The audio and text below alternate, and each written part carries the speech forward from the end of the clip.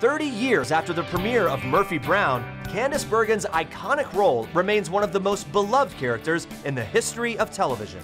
I think we put a character on television that had not been there before.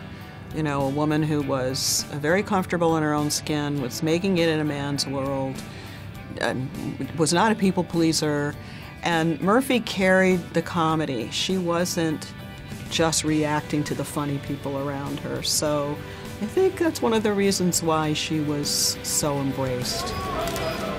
Murphy never saw a ceiling, a glass ceiling to break. And that's really what I always felt from her. It wasn't like she was doing anything. You also had an imperfect person coming out of the elevator that very first day, back from rehab. Hi, everybody. Somebody who had lots of issues, but who still did her job. That alone is, you know, it wasn't the perfect woman coming, you know, with no issues and blah, blah, blah. So I think a lot of people, but I've met so many single women and kids who would sit with their moms, with their single moms, and watch Murphy Brown. I think that's the greatest thing, is that there was this family bonding sort of over our show, and then these kids become adults and they still remember the show, and it seemed to sort of span generations.